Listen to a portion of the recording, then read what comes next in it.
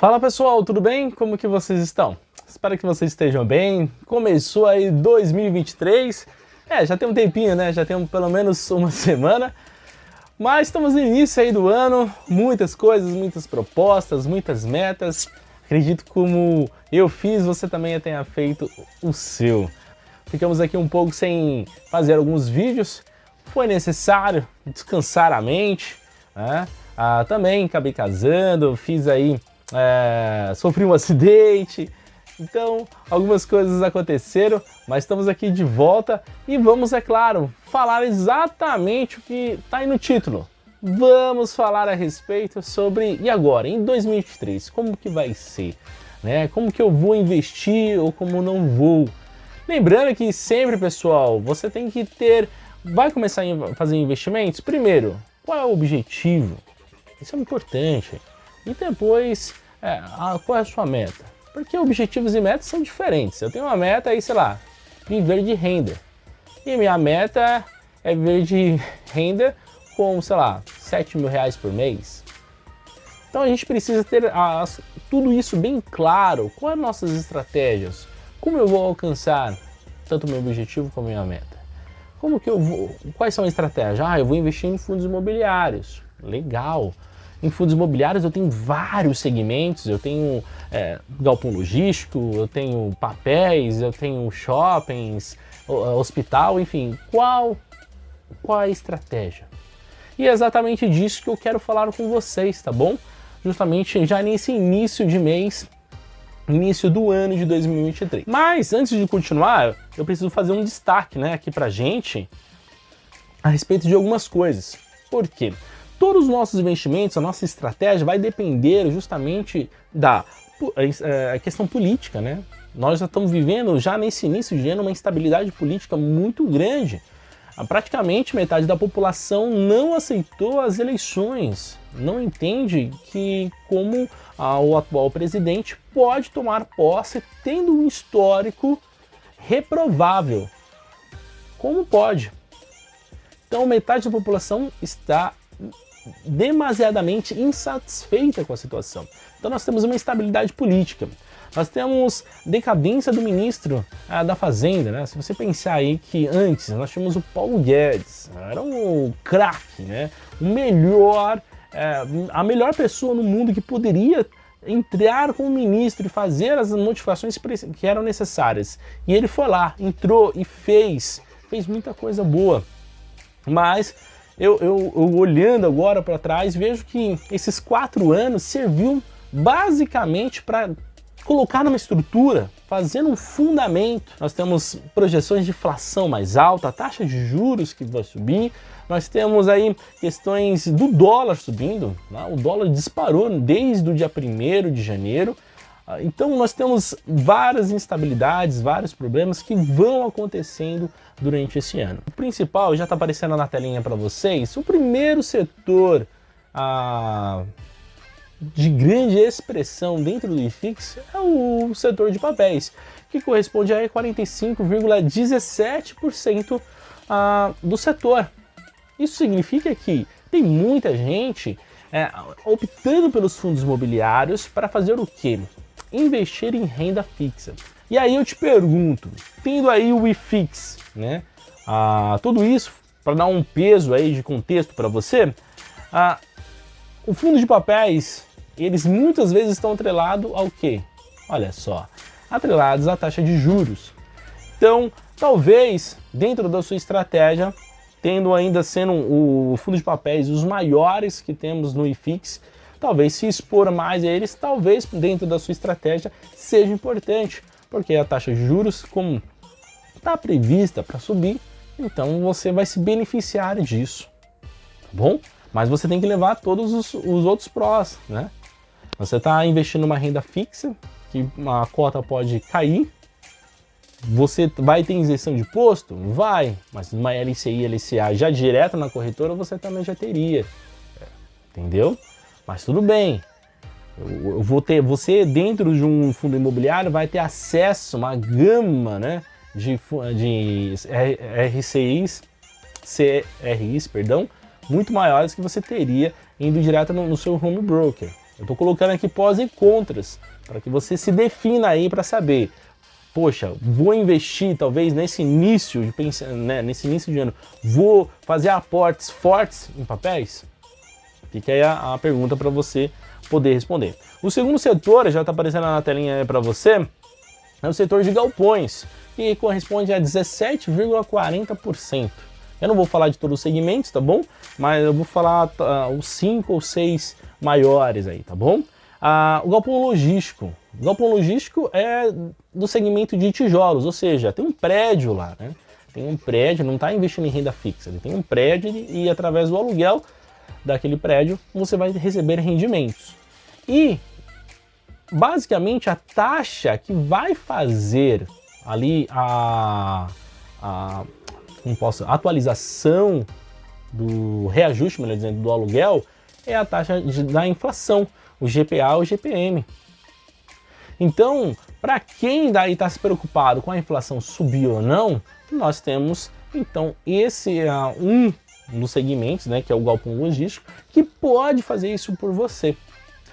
Para não ficar só no galpão logístico, que é o segundo maior e você precisa olhar com carinho, ok? Nós temos o fundo de mistos, que é o terceiro maior segmento dentro do IFIX, que é 9,82%, ou seja, são aqueles fundos imobiliários que eles investem em renda fixa através dos CRIs ou do CRIs, né, para ficar mais fácil, ou aqueles que... E eles também investem em tijolos, ou seja, ele tem prédios, eles têm comércio, eles têm galpões, enfim, eles têm prédios que colocam para alugar.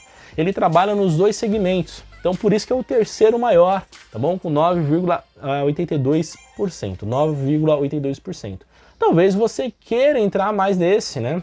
Talvez você já tenha na sua carteira um fundo imobiliário misto. Talvez dentro da estratégia, colocando essas perguntas que eu estou fazendo para você, você sinta mais confortável a investir neles. Talvez. Então você precisa levar em consideração isso. Logo já no quarta colocação, quarta e quinta, eu já vou falar dos dois, é o lajes corporativas, o que são lajes corporativas, né? Para quem não está conhecendo o canal agora. Lajes corporativas são escritórios, empresas ou fundos imobiliários, melhor dizendo, que tem lá prédios com vários galpões, vários conjuntos, e nesses conjuntos eles separam as salas para alugar. Então ali na Faria Lima, na Vila Olímpia, Avenida Paulista, Brigadeiro Luiz Antônio, são locais onde tem bastante escritórios, ok? Então, coloque e você recebe os rendimentos. E logo em seguida vem os shoppings, né? Não sei porque shopping está aqui na quinta colocação, né? Com 7,17%. Brasileiro gosta de um shopping, vive toda semana se bobear lá, ok? Pelo menos uma vez no mês vai no shopping. E ainda é um segmento do mercado dos fundos imobiliários que ainda não é maior, né? Se você pensar quantas lojas tem em um shopping, né, e todos eles estão pagando aluguéis, estão pagando um valor sobre vendas que vai para o fundo e o fundo redistribui isso para os cotistas, eu acredito que muitas pessoas deveriam olhar com carinho shoppings e até mesmo varejo. Né? Se você pensar, eu vou construir um galpão, esse galpão não é bem um galpão, mas só para ficar mais fácil aí para você, eu tenho uma estrutura de um hipermercado, se assemelha a um galpão, né? Querendo ou não, e eu vou colocar lá um grande varejista, seja Açaí, seja, sei lá, Walmart, Carrefour, Extra, Pão de Açúcar, não importa. Vou colocar um hipermercado aqui, um hiper varejista, e ele vai ficar aqui 20 anos pagando aluguel para mim, né? A respeito sobre essa estrutura. Então assim, eu acho que a galera poderia olhar com bons olhos, com carinho, esse tipo de investimento, tá bom? Esse tipo de fundo imobiliário. E por último, eu quero falar com vocês, e por que eu vou falar desse último? Porque os outros segmentos eles estão abaixo de 2%, né? É bem baixo. Então talvez eu passe aqui para vocês, mas não vou fazer o comentário, tá bom? O último, e na sexta colocação que ficaria, é o fundo de fundos. Talvez você olhando essa instabilidade toda, inflação, taxa de juros, ministro que não sabe o que está fazendo. Bruno, o que seria o fundo de fundos? Olha, seja, tem um fundo imobiliário que ele diz para você, olha, eu tenho uma estratégia XYZ e aí eu vou comprar, né? Eu tenho dentro da minha carteira todos esses fundos. Então, às vezes, através de R$100, você compra uma cota de um fundo imobiliário FOF, né, que nós chamamos, fundo de fundos, e você vai ter aí você vai ser tão diversificado que você vai ter 30, 40, às vezes, fundos imobiliários dentro da sua carteira, bem diversificado.